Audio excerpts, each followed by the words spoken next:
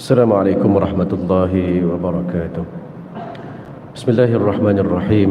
الحمد لله الذي هدانا لهذا وما كنا لنهتدي لولا أن هدانا الله. أشهد أن لا إله إلا الله وأشهد أن محمدا عبده ورسوله. اللهم صل وسلم على رسول الله وعلى آله وصحبه ومن نصره ووالاه. رب اشرح لي صدري ويسر لي أمري واحلل عقدة من لساني يفقه قولي. سبحانك لا علم لنا إلا ما علمتنا إنك أنت العليم الحكيم. ولا حول ولا قوة إلا بالله العلي العظيم. أما بعد. Alhamdulillah, kita ucapkan setinggi-tinggi syukur kepada Allah Subhanahu wa taala. Malam ni Allah masih izinkan kita untuk kita sambung pembacaan kitab Kaifa Amalahumun Nabi sallallahu alaihi wasallam, atau kita terjemahkan sebagai kitab seni interaksi Nabi sallallahu alaihi wasallam. Kita masih lagi pada bab bagaimana Nabi sallallahu alaihi wasallam melayani isteri-isteri baginda ataupun para ummahatul mukminin. Pada pertemuan yang lepas kita dah bincang ataupun kita dah baca bagaimana Nabi sallallahu alaihi wasallam wafat di atas dada Sayyidatina Aisyah radhiyallahu taala anha. Kemudian disebut oleh Aisyah radhiyallahu taala anha dalam satu riwayat, dia kata apa? Qala Rasulullah sallallahu alaihi wasallam yawman ya Aish hadza Jibril yuqri'uki salam faqultu wa alaihi salam wa rahmatullahi wa barakatuh. Daripada Aisyah radhiyallahu taala anha, dia kata satu hari Nabi sallallahu alaihi wasallam beritahu pada dia, ya Aish, ataupun wahai Aish. Nabi panggil Aisyah dengan panggilan Aish, ataupun kita kata Aish. Okey, so ini satu bentuk bagaimana Nabi sallallahu alaihi wasallam melayani pasangan baginda, iaitu baginda panggil dengan panggilan-panggilan yang mungkin menggembirakan hati isteri. Maka dalam kes ini tak kala mana Jibril alaihi salam datang menyampaikan salamnya kepada Sayyidatina Aisyah, Nabi menyebut dengan panggilan ya Aish. Dia tak panggil dengan panggilan ya Aisyah. Ada juga disebut oleh Aisyah radhiyallahu taala anha dalam satu riwayat, dia kata apa? Dakhala al-habashatul masjida yal'abuna faqala lin-nabi sallallahu alaihi wasallam ya Humaira atuhibbina an tanziri ilaihim faqultu na'am. Kata Aisyah radhiyallahu taala anha, satu hari datang golongan ataupun orang-orang Habsyah. Orang Habsyah ni orang-orang kulit hitam pada Habsyah. Mereka masuk ke masjid Nabi sallallahu alaihi wasallam. Yal'abun di sini disebut mereka buat sedikit persembahan. Sedikit persembahan. Faqala lin Nabi sallallahu alaihi wasallam, Nabi panggil Aisyah. Nabi kata ya Humaira. Tadi Nabi panggil dengan panggilan Aish. Kali ini Nabi panggil Aisyah dengan panggilan Humaira. Ada mengatakan Humaira ni kerana apa? Kerana pipi dia tu macam pakai blusher merah, so dipanggil dengan Humaira. Kata Qadhi Iyad, panggilan Humaira ataupun Aish ini satu bentuk tasghir. Tasghir ni dalam bahasa Arab maksud dia kita kecilkan. Sesuatu itu asalnya mungkin ada saiz dia, tiba-tiba kita kecilkan. Saya nak sebut dalam bahasa Melayu pun tak ada istilah dia. Contoh dalam bahasa Arab, kalimah bahrun merujuk kepada laut, tapi kita bagi tasik tu buhair. So kadang-kadang Nabi panggil sahabat dia Anas dengan tak panggil Anas, panggil Unais. Tasghir makna kita panggil dengan satu nama yang manja. Umar pernah dipanggil ya Umair.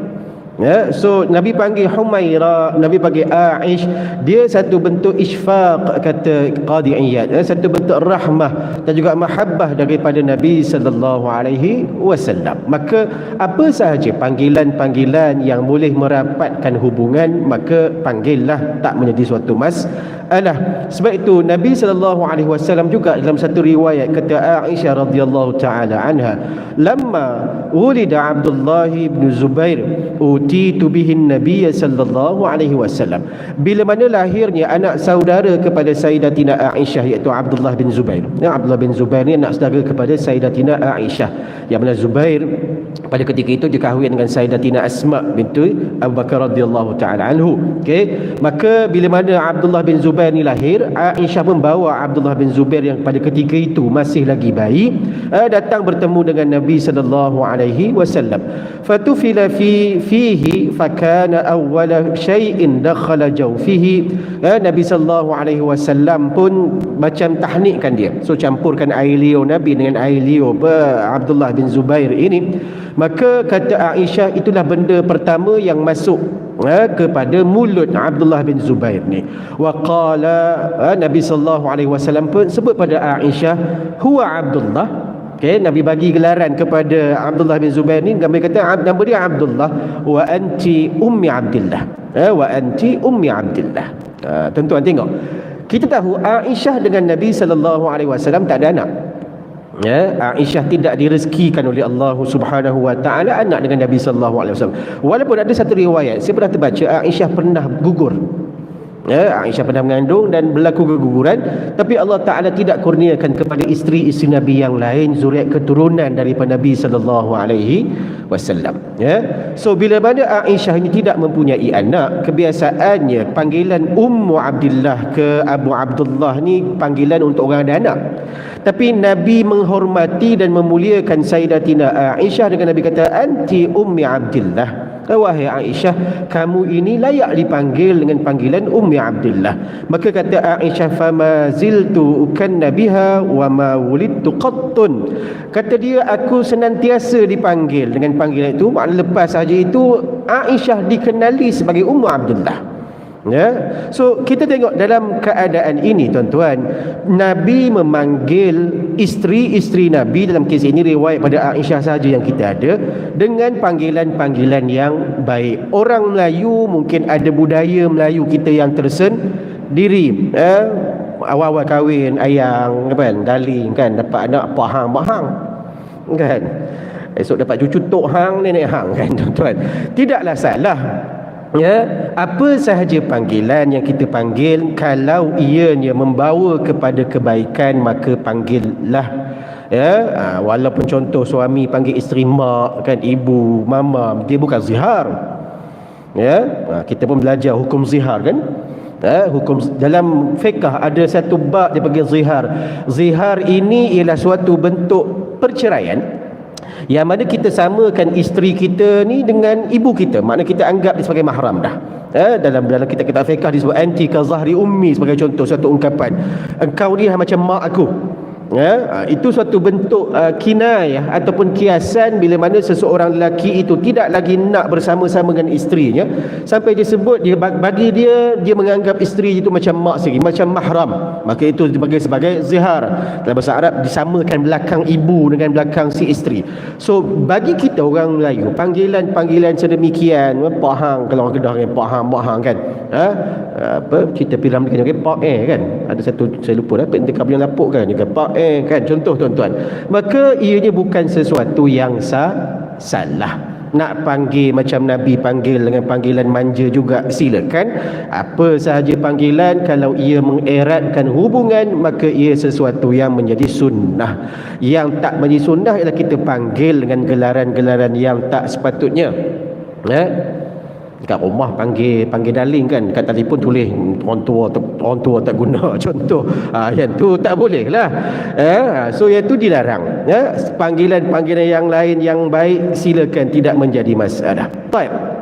Ada riwayat daripada Anas bin Malik radhiyallahu taala anhu, dia kata anna jaran li Rasulillah sallallahu alaihi wasallam farisiyan kana tayyibul marqi فصنع لرسول الله صلى الله عليه وسلم ثم جاء يدعو فقال وهذه لعائشة فقال لا. Baik, kata Anas, satu hari ada seorang jar iaitu seorang jiran Nabi sallallahu alaihi wasallam, Farisian. Dia ni orang Parsi asalnya. Kana tayyibul miraq, dia ni pandai masak. Okey.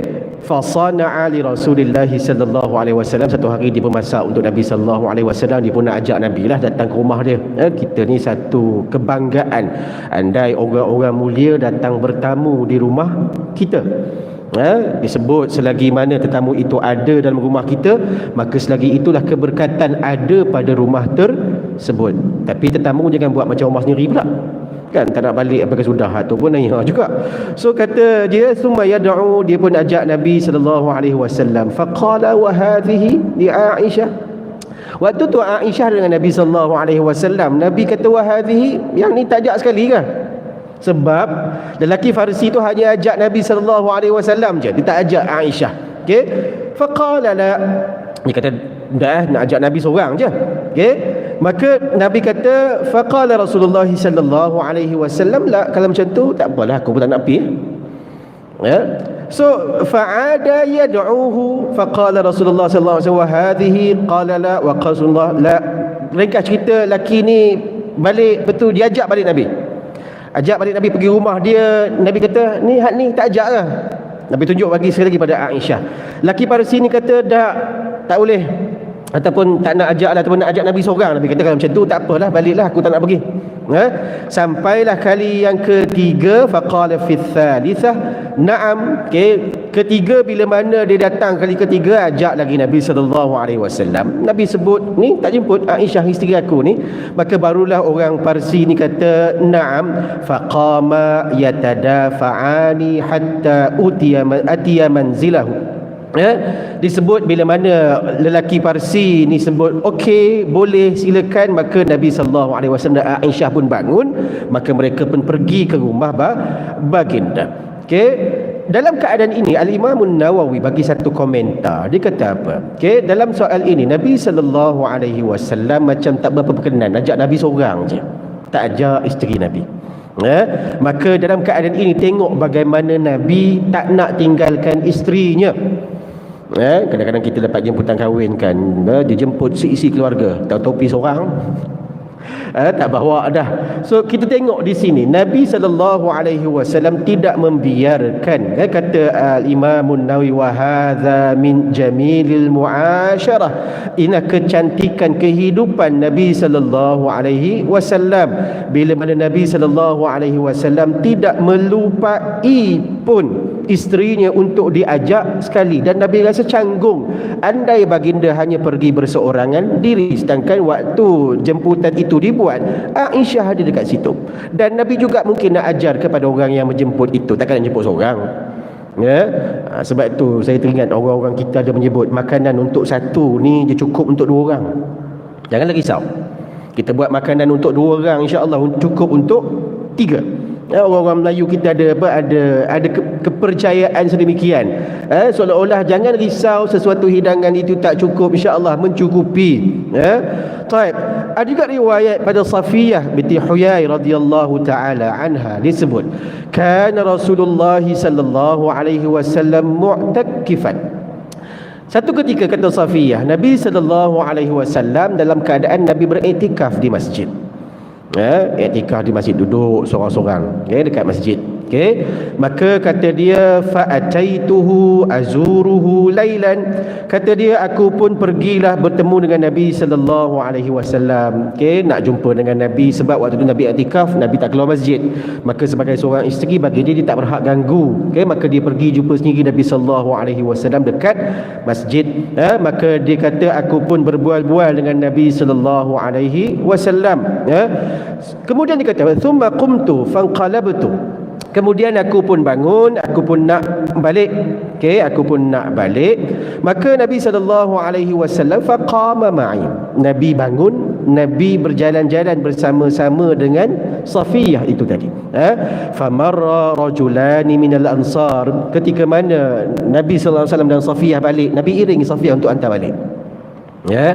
Maka waktu tu ada dua orang Ansar berjalan asra'a. Tuan-tuan boleh bayangkan macam ni lah, Nabi SAW berjalan dengan Safiyah berdua. Waktu malam, Nabi dan juga seorang perempuan. Mereka tak tahu perempuan ni siapa. Maka dalam keadaan ini mereka mungkin tak nak, macam ada satu pandangan tak betul lah. Mereka ada satu doubt, siapa pula dengan Nabi ni. So mereka pun jalan cepat-cepat. Fa asra. Kaifa qala an-nabi sallallahu alaihi wasallam ala rusulikima innaha Safiyah binti Huyai. Nabi panggil, di sini, ini Safiyah isteri aku, bukan orang lain. Seolah-olah dalam keadaan Nabi beranggapan dan mereka juga beranggapan Nabi ni berjalan dengan orang lain. Faqala subhanallah ya Rasulullah, qala inna syaitan yajri minal insan majri ad-dammi wa inni khashitu an yaqdhafa fi qulubikuma su'an. Taib. Maka Nabi sallallahu alaihi wasallam sebut, mereka sebut subhanallah ya Rasulullah, seolah mereka akui kesilapan mereka. Maka Nabi pun sebut inna syaitan yajri minal insan majriyad dam. Sesungguhnya syaitan ni akan masuk, berjalan dalam tubuh badan kita melalui saluran-saluran darah. Itu kaedah syaitan masuk. Syaitan bila mana dia boleh menguasai tubuh badan manusia, maka Nabi kata wa inni khasyitu an yuqdhafa fi qulubikuma su'an. Aku takut syaitan ni akan menyalakan api keburukan dalam diri kamu. Sebab tu kadang-kadang kita ni bila a glance of something, jangan cepat kita buat satu conclusion. Kita ni suka tense untuk buat satu conclusion daripada perspektif pandangan mata kita. Tambah pula hari ni kadang-kadang kan dengan kamera yang ada di tangan masing-masing, laju je rakam. Dulu kamera ni benda mahal, dah lah kamera mahal, filem pun mahal kan. Nak boleh dapat 36 tu dia punya gambar tu Tuhan dah tahu.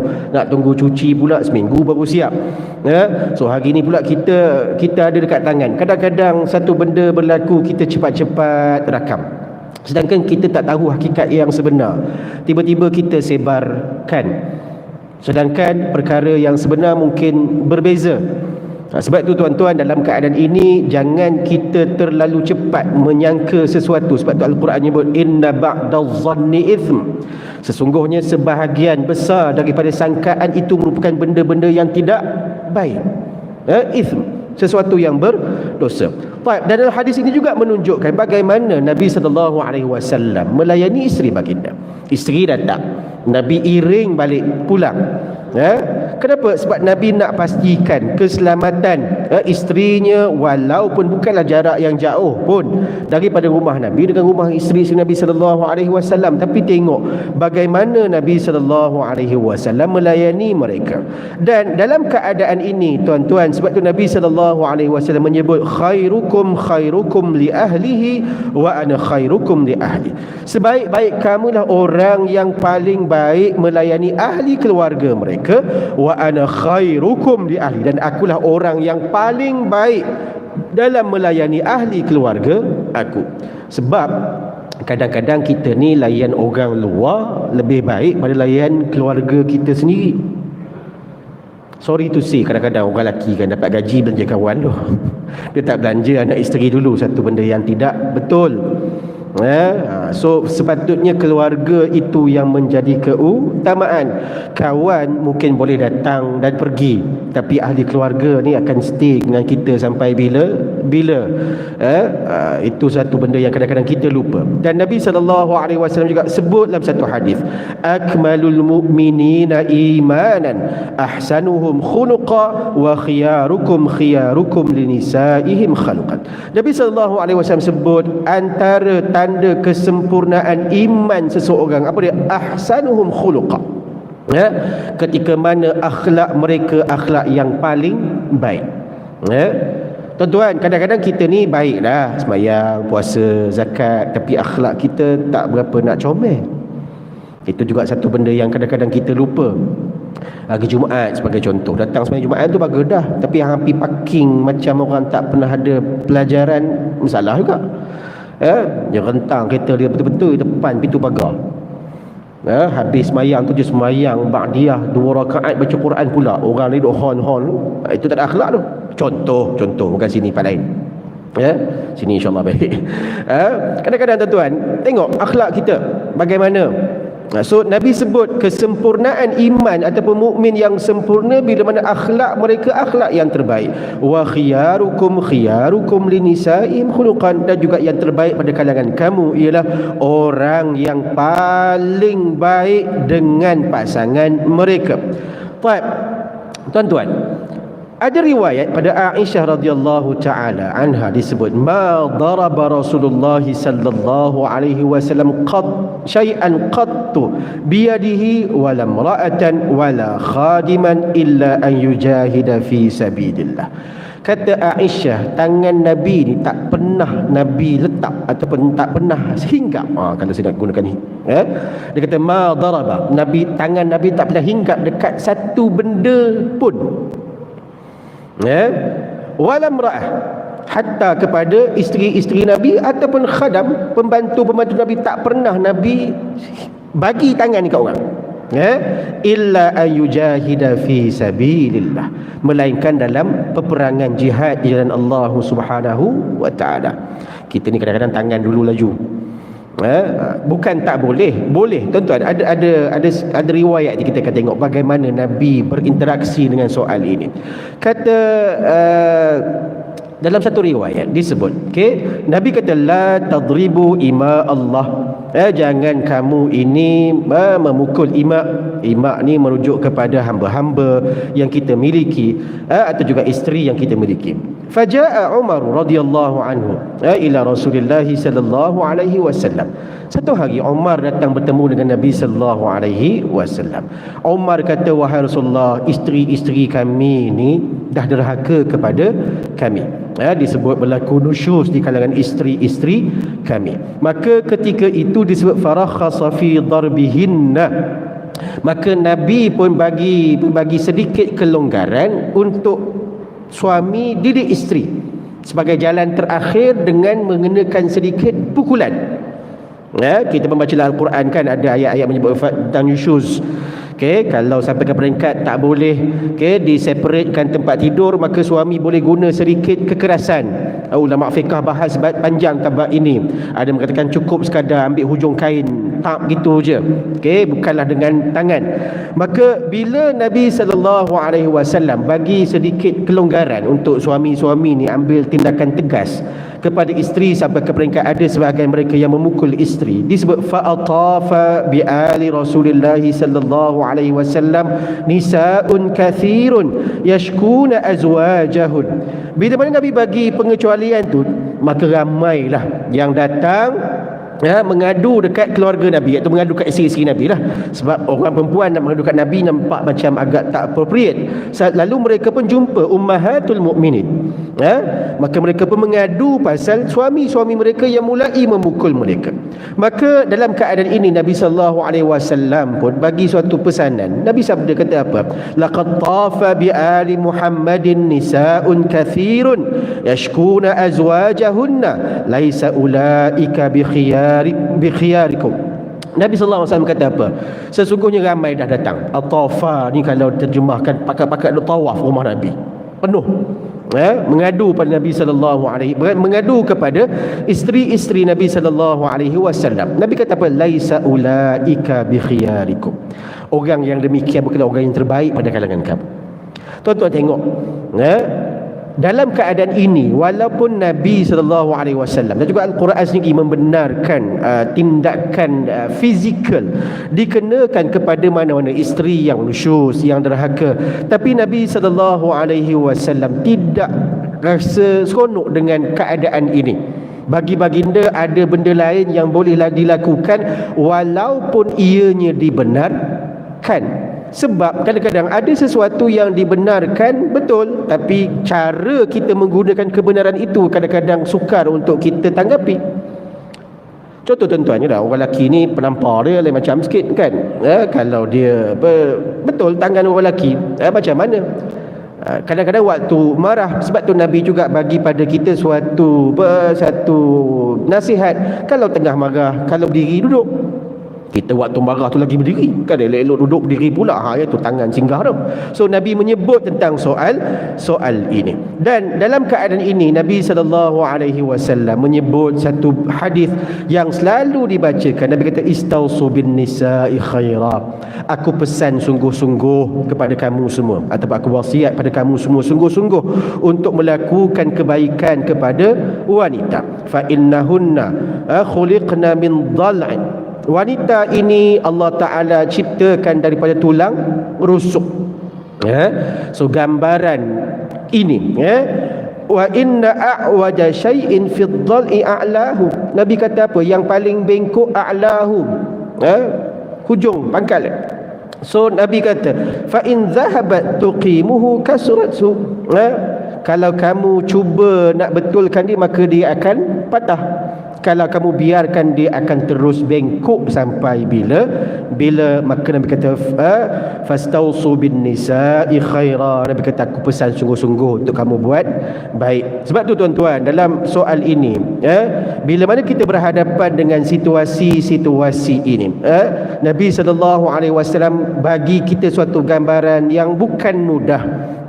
Orang perempuan ada dia punya karakter, hatta orang lelaki juga ada karakter yang tersendiri. Maka Nabi mengajarkan bagaimana nak berinteraksi dengan karakter-karakter ini. Sebab tu Nabi SAW menyebut kepada kita bahawasanya bila mana kita berhadapan dengan isu-isu ini, maka pastikan kita gunakan kaedah yang terbaik. Benar ada orang yang kadang-kadang Allah Ta'ala uji dapat pasangan yang tak baik. Itu ujian Allah. Sebagaimana kalau kita tengok Nabi Nuh AS pun pasangannya tidak baik. Nabi Lut AS, Nabi Rasul, dapat pasangan tidak baik. Asiyah, wanita yang Nabi sebut Allah Ta'ala akan bina rumah baginya di syurga, juga dapat pasangan yang tidak baik. Maka itulah kehidupan kita. Sebab apa? Sebab kita hidup dekat dunia. Kita baca surah Al-Mulk tiap-tiap malam kan, Allazi khalaqal mauta wal hayata liyabluwakum ayyukum ahsanu amala. Allah Ta'ala jadikan kehidupan, kematian ini untuk Allah Subhanahu wa Ta'ala tengok siapa yang paling baik amal dia, reaksi dia terhadap ujian Allah Subhanahu wa Ta'ala. Sebab tu kadang-kadang isu-isu ini yang berlaku ini dia ujian. Kita yang duduk luar ni, yang tengok pada luar, kita jadi penonton cukup. Jangan kita pandai-pandai buat ulasan pula, sebab kita tahu hakikat rumah tangga orang macam mana. Saya pernah sebut pada tuan-tuan perempuan, Nabi SAW sendiri berhadapan dengan isu dan krisis rumah tangga. Nabi sendiri pernah ceraikan salah seorang isterinya, itu Hafsah binti Umar Al-Khattab. Kemudian Nabi rujuk kembali dengan Hafsah. Itu pun selepas mana Jibril datang bertemu dengan Nabi, minta untuk dirujuk semula dengan Hafsah. Tuan-tuan, kalau rumah tangga Nabi pun ada isu, apatah lagi kita yang kadang-kadang diuji oleh Allah Subhanahu wa Ta'ala. Maka dalam keadaan ini tuan-tuan, Nabi SAW memberitahu kepada kita bagaimana cara kita berinteraksi dengan keadaan-keadaan ini. Dan dalam keadaan ini tuan-tuan, ada satu riwayat daripada Abu Dzar Al-Ghifari radhiyallahu taala anhu. Dia menyebut Nabi SAW kata, innakum sataftahuna Misra wa hiya ardun yusamma fiha al-qirat, fa idza fatahtumuha fa ahsinu ila ahliha fa inna lahum dhimmah wa rahmah. Ada juga riwayat menyebut fa inna lahum dhimmatan wa sahratan. Tuan-tuan, Nabi SAW dalam satu riwayat menyebut, satu hari kamu semua ni, Nabi pesan pada sahabat-sahabat, kamu akan buka negeri Mesir. Kita pun tahu di zaman Nabi SAW Mesir masih lagi belum dibuka oleh pasukan orang Islam. Dia dibuka pada zaman berikutnya.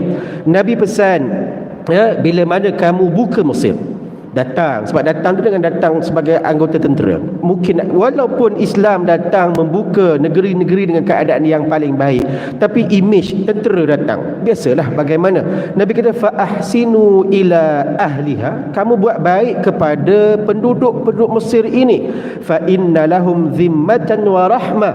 Nabi kata pada mereka itu ada zimmah, iaitu ada kehormatan yang perlu diberikan. Dan Nabi menyebut kata ar-rahmah di sini. Wa rahmah. Ar-rahmah ini menyebut iaitu apa dia? Di situlah tempat ibu Nabi Ismail Hajar berasal. Nabi memberikan penghormatan untuk jangan dikacau negara Mesir itu, ataupun tolong hormat penduduk asal Mesir. Kenapa? Di situlah tempat lahirnya ataupun tempat daripada mana Hajar, ibu Nabi Ismail, berasal. Dan juga riwayat yang menyebut sebagai Sahara. Sahara ini merujuk kepada di situ juga falikauni Maria ummu Ibrahim minhu. Iaitu apa tuan-tuan? Nabi ada seorang hamba yang diberikan kepada baginda itu Maria Al-Qibtiyah. Qibtiyah ini merujuk kepada bangsa Qibti. Bangsa Qibti ni bangsa yang asal duduk di Mesir. Orang Mesir bukan orang Arab. Orang Mesir asalnya orang-orang Qibti. Maka sebab itu hamba yang diberikan kepada Nabi nama dia Maria Al-Qibtiyah. Maria orang Qibti. Maka sebab itu tuan-tuan, Nabi SAW dalam keadaan ini Nabi minta masuk jaga. Kenapa? Sebab ada pertalian wanita ini dengan Nabi SAW. Sampai peringkat macam tu Nabi jaga hubungan dengan wanita. Tuan-tuan, Nabi SAW juga antara orang yang sangat empati terhadap perasaan isteri-isteri baginda. Kata Aisyah radhiyallahu taala anha dalam satu riwayat, menarik riwayat ni. Kata dia, inni la a'lamu, ke Nabi SAW satu hari Nabi SAW sebut pada Aisyah, inni la a'lamu idza kunti anni radiyah wa idza kunti alayya ghadabi. Kata Nabi SAW, wahai Aisyah, aku tahu macam mana hang marah kat aku, macam mana hang suka kat aku. Baik, Aisyah kata macam mana pula? Wa min aina ta'rafu dhalik? Macam mana engkau tahu demikian ya Rasulullah? Kata Nabi SAW, amma idza kunti anni radiyah fa innaka taqulina la wa rabbu Muhammadin. Kata Nabi SAW, aku tahu bila kamu suka seronok kat aku, kamu akan sebut la, wa rabbi Muhammad. La wa rabbi Muhammad ni dia satu ungkapan, ungkapan orang Arab, dia macam ungkapan takjub, dia kata la wa rabbi Muhammad, sungguh-sungguh demi Tuhan Muhammad. Tapi bila mana disebut wa idza kunti ghadabi, tapi bila kamu marah, kamu akan sebut la wa rabbi Ibrahim. Dia kata pada Aisyah, aku tahu kalau kamu sebut la wa rabbi Ibrahim tu marah, tak sebut nama pun. So tuan-tuan, tengok bagaimana Nabi SAW boleh tangkap emosi isterinya. Maka kata Aisyah, ajal wallahi ya Rasulullah ma ahjaru illa ismak. Kata Aisyah, ya Rasulullah, sungguh lepas ni tak sebutlah menekan nama engkau sajalah aku sebut, marah ke, suka ke, sayang ke, sebut juga la wa rabbi Muhammad. So tuan-tuan, nampak dekat sini bagaimana Nabi SAW. Kata pengarang kitab ini, dia kata apa? Nabi ni, Nabi jaga negara, humum daulah.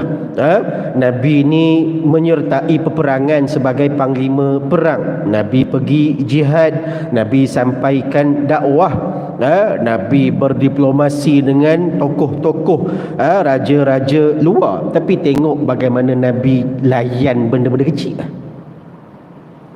Sebab ada tendensi di kalangan sekarang, kita ni orang lelaki ni, kita pandang makro. We are macro management, we are not micro management. So benda-benda kecil-kecil ustaz kami tak tengok sangat. Ada saying like that. Sedangkan kita tengok Nabi SAW, benda kecil pun Nabi ambil, dan Nabi tangkap benda itu sebagai suatu benda yang jadi penghubung kepada rumah tangga. Kadang-kadang kita lupa tengok emosi orang. Sebab ada sesengah, sebab kalau siapa-siapa belajar communication kadang-kadang yang non-verbal lagi banyak pada komunikasi verbal. Riak wajah, bagaimana reaksi seseorang, itu kadang-kadang lebih memberikan, dia lebih berkomunikasi dengan kita daripada verbal. Tuan-tuan, kadang-kadang ada orang perempuan lah kan, balik bagi satu benda, bagi satu tu dia punya kenang sampai susut, padahal tak benda pun, duk kutip bunga hak orang bagi kat pejabat tu.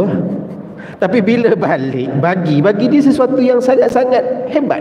Sebab apa? Sebab dia melayani satu aspek, walaupun aspek itu aspek yang paling kecil. Apatah lagi orang perempuan ni pula memang terkenal orang yang detail, tarikh semua dia ingat. Jangan kita ni pula jenis hak lupa tarikh habis, hari tak ingat. Saya ni jadual kuliah saya semua letak dalam saya punya phone, sampai ada notification bila nak keluar, betul connect pula dengan Waze supaya boleh beritahu bila nak bertolak. Sampai peringkat macam tu. Hak tu pun kadang-kadang lupa tulis. Tapi mereka Allah Ta'ala bagi mereka kekuatan dari ingatan benda-benda yang kecil. Dan benda-benda kecil ini kadang-kadang boleh menggembirakan mereka andai kita pandai tackle. Tengok Nabi tackle benda yang kecil, Sebab tu tuan-tuan, satu hari kata Anas bin Malik, balagha Safiyata anna Hafsata qalat bintu Yahudi. Tuan-tuan, satu hari kata Anas bin Malik ni personal assistant Nabi sallallahu alaihi wasallam. Satu hari sampai dekat telinga Hafsah, telinga Safiyah. Safiyah ni juga isteri Nabi. Safiyah binti Huyai. Safiyah binti Huyai ni orang daripada orang Yahudi, asal dia orang Yahudi. Hafsah boleh kata kat dia anak Yahudi. Itu baru saya kata isteri Nabi pun gaduh sakan tak. Dia pergi sebut Safiyah tu anak Yahudi. Cerita tu pula sampai dekat Safiyah. Mengamuklah kawan tu. Fabakat. Maka dia pun menangis. Fadakhala 'alaiha an-nabiy sallallahu alaihi wasallam wa hiya tabki. Ketika itu Nabi masuk rumah Safiyah, tengok Safiyah tengah menangis. Nabi kata apa? Ma yabkiki, apa yang buat kamu menangis? Faqalat, kata Safiyah, qalat li Hafsah inni bintu Yahudi. Kata Safiyah, Hafsah duk kata kat aku anak Yahudi. Tuan-tuan, siapa tak marah? Kita pun marah kan. Kena pula main pok kita lagu tu. Duk kutuk keturunan ni, jangan main-main tu. Okey, maka Nabi SAW pujuk. Nabi kata, innaki labnati nabiyyun wa inna ammaki nabiyyun wa innaki la tahta nabiyyun fa fima tafkharu alayki. Nabi pujuk Safiyah. Nabi kata, innaka labnatu nabiyyun, kamu ni hakikatnya bukan anak Yahudi, kamu anak seorang Nabi. Siapa dia? Iaitu Nabi Harun bin Imran. Betul, dia keturunan itu jalur Bani Israel. Tapi Bani Israel juga ada jalur keturunan yang hebat, iaitu Nabi Harun. Wa inna ammaki lanabiyyun. Nabi kata, pak saudara kamu pun Nabi. Siapa dia? Musa ibn Imran. So tengok Nabi pujuk. Memang hakik betul lah dia tu memang orang Yahudi, tapi tengok bagaimana Nabi pujuk dia. Nabi kata wa innaki la tahta nabiyyun. Sekarang ni pun kamu bawah jagaan seorang nabi. Siapa? Aku lah. Tengok Nabi pujuk. Fa fi ma tafkharu alayki. Apa lagi yang nak dibanggakan? Walaupun tengok Nabi guna balik reverse psychology. Betul orang kata kamu anak Yahudi, tapi Yahudi kamu ni bukan sebarang Yahudi. Bukan keturunan yang tak baik. So sebab itu tuan-tuan, dalam keadaan ini, kita tengok Nabi melayani benda-benda yang kadang-kadang nampak kecil dalam kehidupan kita. Sebab itu dalam soal-soal kekeluargaan, kadang-kadang ada benda yang kita kena belajar berseni. Easier said than done sebenarnya, hakikatnya. Tapi sekurang-kurangnya Nabi SAW tunjukkan kepada kita contoh-contoh yang kita kena senantiasa cuba ikut. Saya selalu sebut, kita mungkin takkan berjaya jadi macam Nabi 100%, tapi sekurang-kurangnya kita berusaha untuk jadi macam Nabi. Dapat 60% pun okey dah. Malang orang yang langsung tak mencuba, confirm 0% dapat. Berbanding orang yang cuba, sekurang-kurangnya mencuba, dapat pahala mencuba. Berjaya tak berjaya itu soal lain. Apatah lagi kita berhadapan dengan situasi emosi orang. Kita dah usaha, dia tak nak accept apa yang kita buat. Nak kata apa? Sebagai contoh, sebab tu dalam soal ini tuan-tuan, ada satu ketika bila mana Aisyah radhiyallahu taala datang haid, ketika mana pergi haji. Ini bukan isu kecil, isu besar. Orang perempuan pergi haji dan haid pula. Aisyah menangis, sakan Aisyah menangis. Nabi kata, malaki anfasti? Qalat na'am. Kamu ni dalam keadaan datang period ke? Kata Aisyah, betul ya Rasulullah, menangis dia. Maka Nabi kata, inna hadza amrun katabahu Allahu ala banati Adam. Tak apalah wahai Aisyah, ini perkara-perkara ini datang haid, benda-benda yang memang Allah Ta'ala dah tulis untuk orang perempuan. Tengok Nabi cuba pujuk. Nabi kata, hak tu pun menangis. Allah, macam orang yang datang haid pun. Nabi tak kata macam tu. Baginda sebut apa? Baginda kata, inilah benda yang dah tertulis, Allah Ta'ala tulis untuk anak-anak wanita Adam. faqdi ma yaqdil haj ghaira an tatawwafa bil bait. Nabi kata lepas ni kamu tunaikanlah ataupun selesaikanlah urusan haji ini.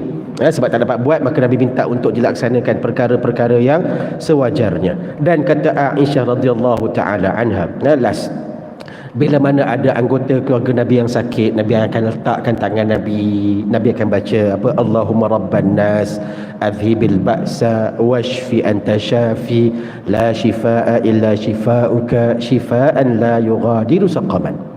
Nabi letak tangan, letaklah tangan, rasa sikit dedor ke tak dedor, orang Perak kata tahu dedor. Orang KL tak tahu dedor. Dedor ni maksud dia panas, nak demam tu orang Perak panggil dedor. Sekali-sekala sebut juga bahasa kampung teman ni. Tengok Nabi letak tangan atas tempat yang sakit, Nabi baca. Ni kita tengok, awak demam ah? Pergi makan ubat. Oh, dia lagi sakit kawan tu. So tengok bagaimana Nabi SAW. Nabi letak tangan, Nabi baca doa.